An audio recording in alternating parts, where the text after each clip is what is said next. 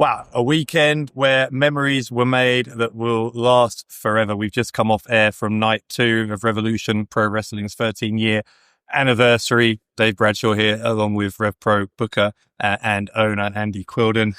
And I honestly don't know where to start. I think the place we do probably have to start is with the main event tonight of night 2.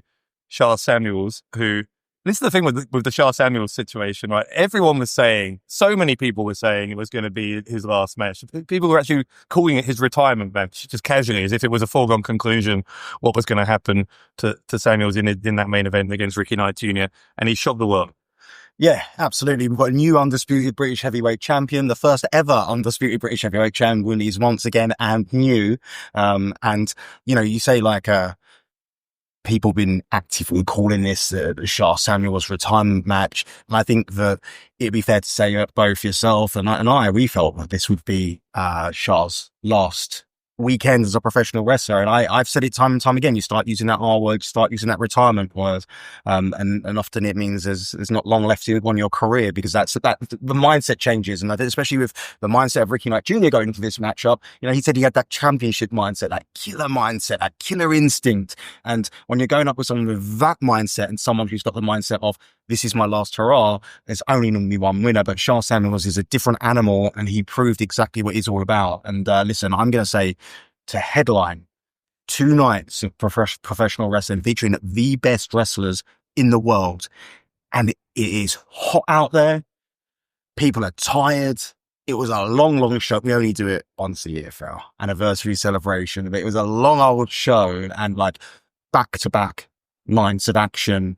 And to be able to deliver the way, look, hats off to Ricky Knight Jr. as well. He was every bit a part of that match that Sha Samuels was. And he came close on so many occasions to winning that contest. But they took the people on that magical ride. It reminds you why you love the art of a sport of professional wrestling. That, look, I say it all again, wrestling is a buffet of styles, isn't it? And I feel like tonight's show delivered a little bit of everything. And I feel that almost the icing on the top of that cake was that Undisputed British Heavyweight Championship match, and the result and the history that was made as a result of that. All right, now another big headline coming out of night 2 was that dream match for Zosiah against Sabre Jr. Sabre Jr. ultimately just a little too much for Zosiah in the end, forcing the tap out. Technical clinic between those two. But specifically, I want to talk about what happened afterwards. The entire locker room emptying out to congratulate Zosiah. Lots of rumors abound about what's next for Zosiah.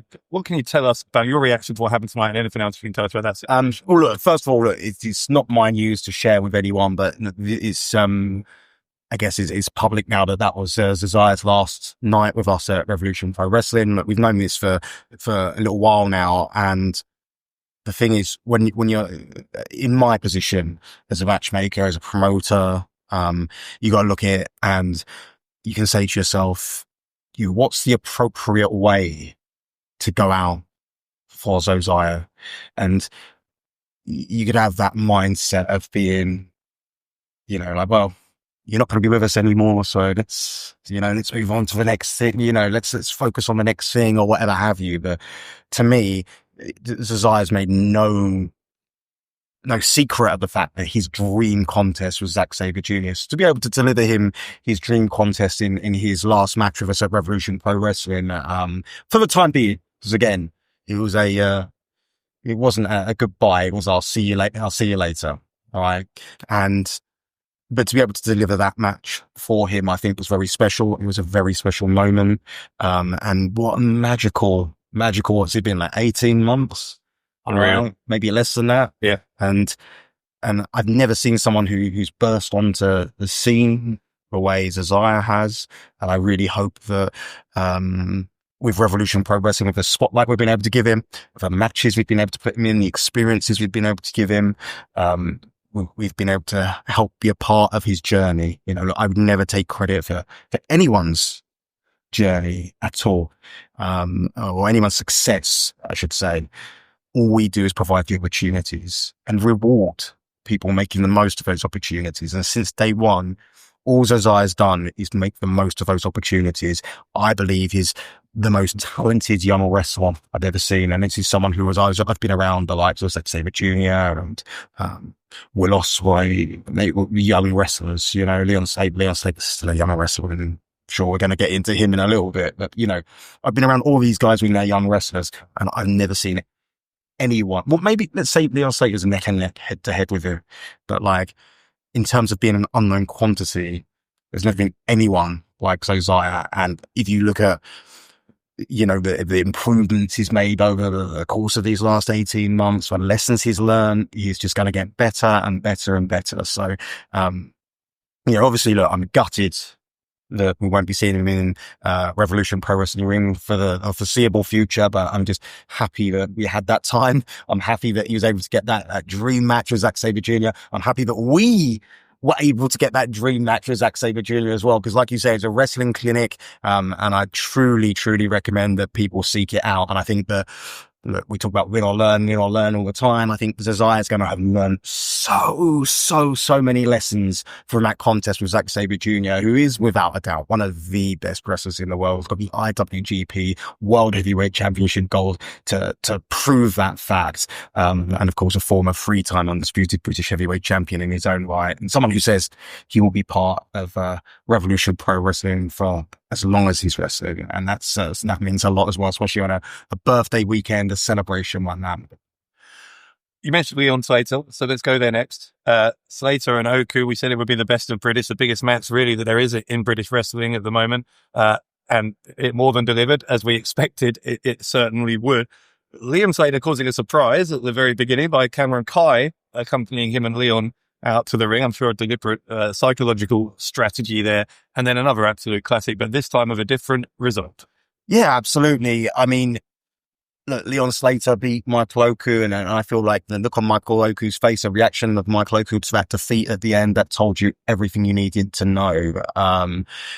Maybe coach has figured it out, you know, and like you say, the shock on Michael Oku's face when Cameron Kai came out alongside Leon Slater as well. And I think we're just starting to pick at the bones of that story, really, because how long has this been going on for? When, you know, Liam has been trying to recruit Kai for a long time. Was the last straw of a 229, or is this something that's been cooking for a lot longer? And it's not like there's any nefarious means to Cameron Kai joining up with Slater's gym, so to speak. I think it's just Cameron Kai's looking at what's best for his progression. You heard the words from Leon Slater when he was talking to Cameron Kai and saying, you know, look what coach has done for me. Look what coach has done for my career. He can do that for yours, or you can keep doing the same thing that you've been doing and expecting different results. And I think that resonated with Cameron Kai. But yeah, that's the Kai side of things. And regarding the match, what a fantastic contest, and what a fantastic advert for British professional wrestling. I do want to spend some time talking about night one, because there's a lot happening at Global Wars UK as well. Just one last thing then on night two, and that's the finals of the Great British Tag League, where we saw Cowboy Way versus Joshua Mills and Joshua getting the win. Then we saw, after the match, the Young Guns, the undisputed British Tag Team Champions, coming out and standing eyeball to eyeball with the people who've just won the Great British Tag League. Is there anything you can tell us about whether we might see a rematch between those two? Because after all, it was Mills and Joshua who the Young Guns defeated for those titles in the first place. Well, Dave, great detective work. I'm looking for my scoop. I always want my scoop, and I figure this could be it. I've got no scoops to get to give. Like we will. Look, what I always say. Just say when and where, so I can put it in the. What I'm going to say is this has been perhaps the most crazy build up to a show we've ever had. So you could make documentaries on the build up to these two shows. That really the answer to the question of what's next is we'll let you know in a couple of days' time, because we need to first of all, we need to have a deep breath. We need to enjoy Forbidden Door tomorrow, and then we need to get back on it, because obviously we're back at the Portchester Hall. Well, we're back in London on the 6th of September, the Portchester Hall, which is going to be a new home for us in London. That's coming up in 2 weeks' time, 2 weeks today.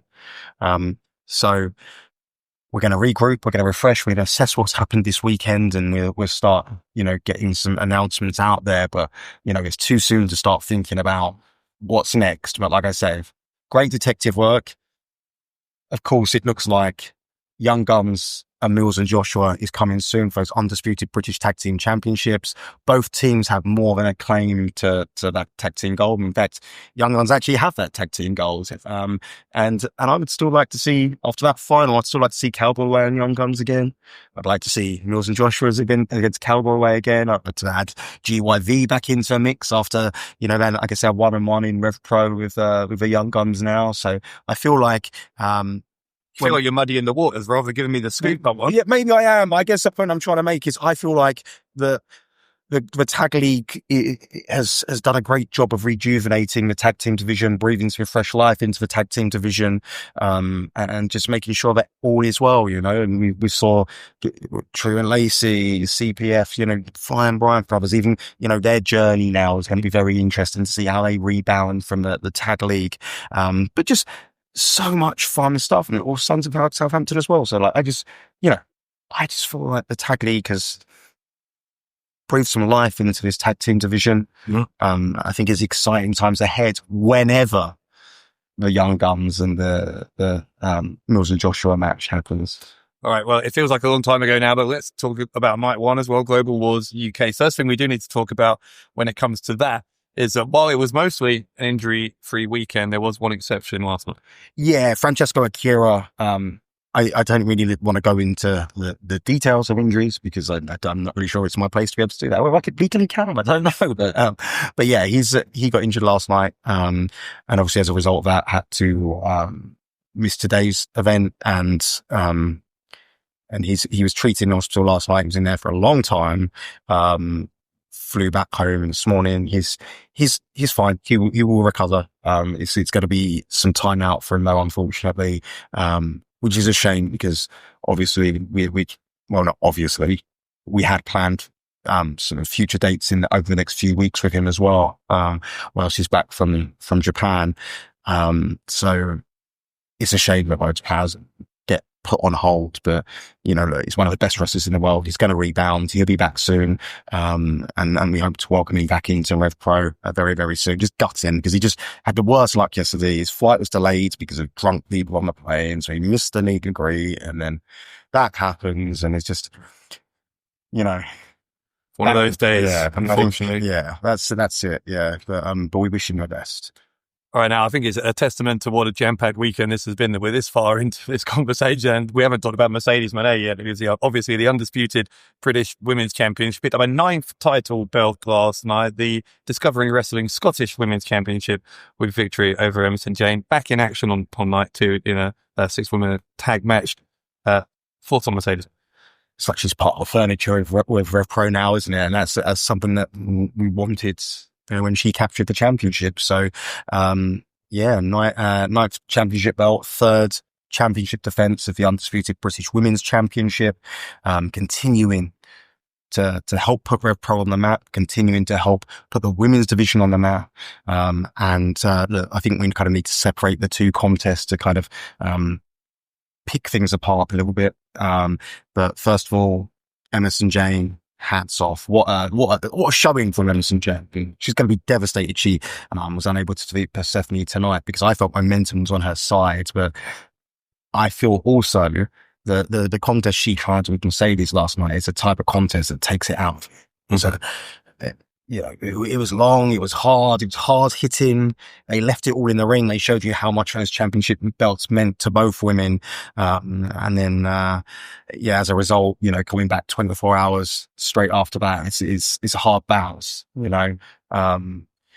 But I think Emerson Jane made a lot of new fans this weekend, and I think she can be very proud of herself. She might not have walked out with the championship gold, but she can definitely walk out with her head held high. So, fantastic showing from Emerson Jane. And of course, Mercedes continues to bring it. She wasn't wrestling like a woman who's got a match at the O2 tomorrow. Well, she was going all guns blazing. Physical war with Emerson Jane, and then that 6-man tag or 6-woman tag, I should say, at the start of today's show. Very newsworthy, I would say. Was it me, or there was something at the end there with Danny Luna? It felt like Luna a little bit reluctant. She was passing all the championship belts back to Mercedes at the end of the but then hesitated. Hesitated. Yeah. and she saw that Undisputed British Women's Championship, a belt which for so long she was synonymous with. And maybe she just wants her title back. It's been a year. Was the anniversary of last year? Was, yeah, where she lost to Mina Shirakawa, who also returned to Rev Pro last night at Global Wars UK. So it's just been like I say, newsworthy up and down the card. And then when you talk about newsworthy, what about the opponents, the opposition, Cutthroat Collective? We've all been talking about the rift within Cutthroat Collective. We've all been talking about how Sapphire Reed looks to be on thin ice in Cutthroat Collective, and then what happened? Who was it? Who should we say got the boot from a Cutthroat Collective? Literally in the back of the head from Sha Samuels. It was Alex Windsor, and like I say, I'm excited to find out where this one goes from here. But Alex Windsor was pissed off, and this is probably the last thing she wants on her mind going into her shop at the AEW TBS Women's Championship this Sunday, or tomorrow, which we'll know when I have the result by then. By the time this comes out, I imagine.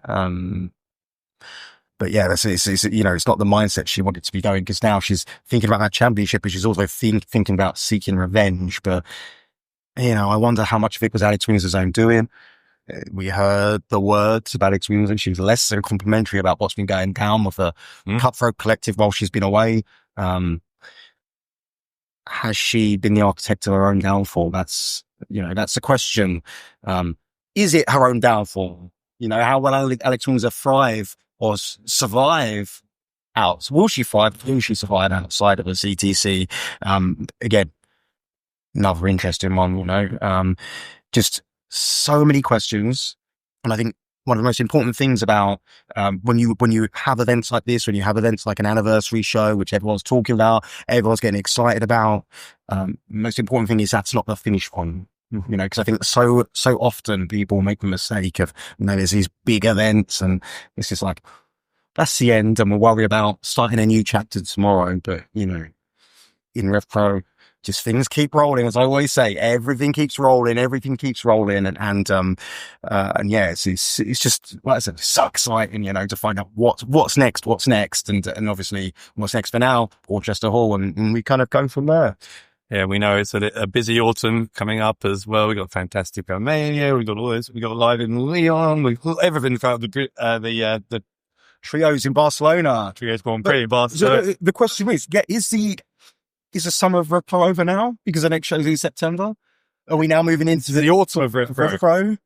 Just call it the year of Rev Pro. 2025 has been absolutely incredible. It keeps on going. I am going to let you go, but there is one more thing I want to talk about before we go. It was a weekend, obviously, with just so star-studded from beginning to end.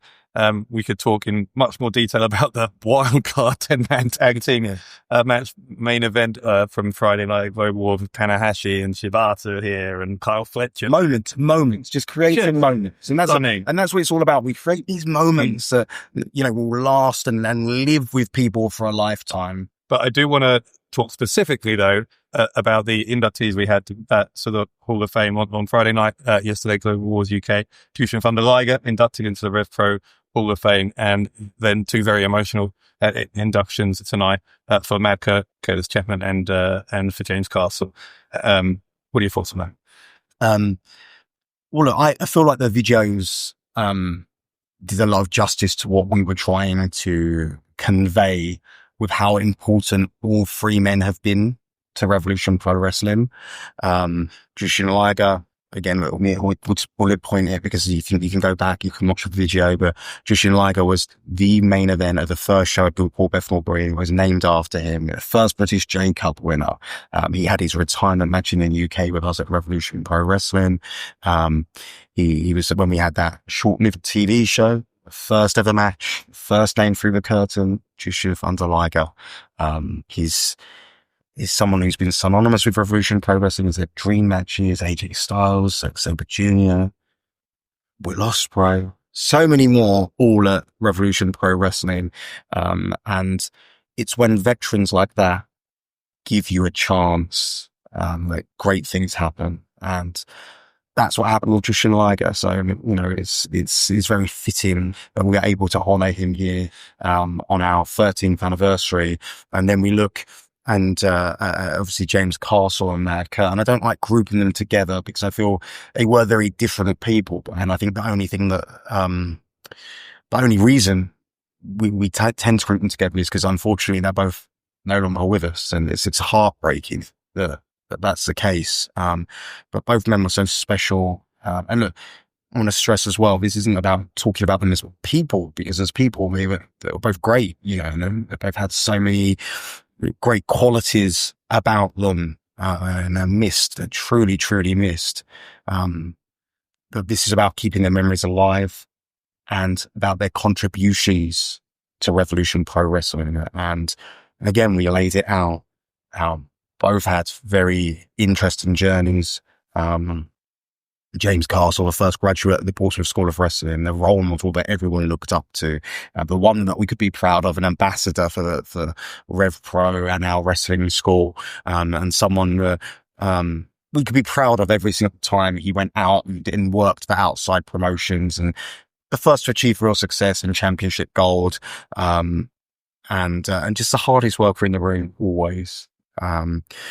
And he deserves to be there. He truly does. And I know for some fans, they may not know, some of our newer fans may not know who James Castle was, because he battled so brave and the last years, and just showed some of that same fighting spirit that he had in the ring, and outside the ring as well. But truly a special man, and absolutely missed. And with Curtis, again, just what I wanted to stress when we inducted Curtis was just what a fine technician he was inside the ring. I mean, he's famous for his Mad Kurt persona, but before Mad Kurt, he was a super contender, and he's one of the best technicians that I've ever seen. And, just a magician in the ring, and I think that part of his game is severely underrated. And I think what was also underrated is what he gave to the future of professional wrestling, giving many wrestlers their start. He used to coach our kids' classes. The reason he used to coach our kids' classes is because he looked like a kid himself, and like it's more relatable for children to have someone like Curtis you can look up to. And then, of course, you see across Rev Pro people who looked up to Curtis and still look up to Curtis and his achievements, everything. But, he's so special to so many people. And because of that,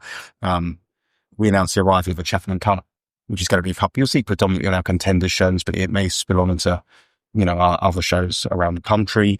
And it's this is going to be contested between students of the Portsmouth School of Wrestling and the London School of Wrestling. It's a fitting way to honour Curtis's memory as well. And it's just a nod to the work he did with our wrestling school, and then help bring him through the future generations. And as I said, like looking at people who are told they can't, and proving that they can. So I think that's a fitting memory. And it was emotional, it was touching, but I'm glad we did it. And I think they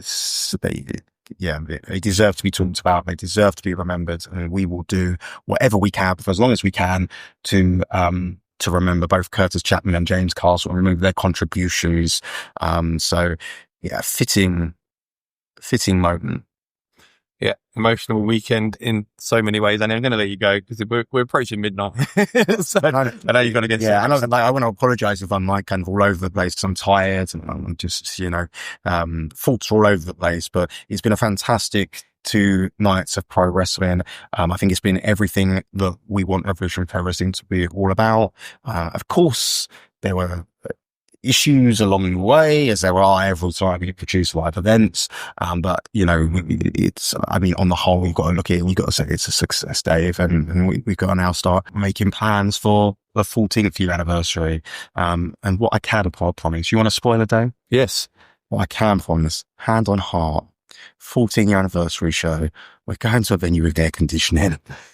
A little bit hot in Crystal Palace. I've been in a greenhouse a couple of times. But look, we're going to have news on the 14 year anniversary show in the next maybe even at Porchester Hall. We can give you something. But we're close to being able to announce what we're doing the 14 year anniversary show.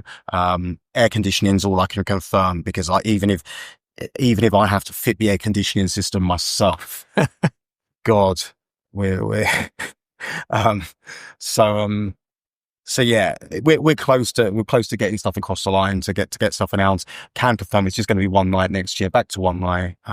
Because we go big or go home. And right now, Dave, we're going home. Take it home. Let's go home. Andy, congratulations. Amazing weekend. And we are, of course, back 6th of September. Portchester Hall live in London. Until then, thanks for joining us here on the Rev Pro YouTube channel.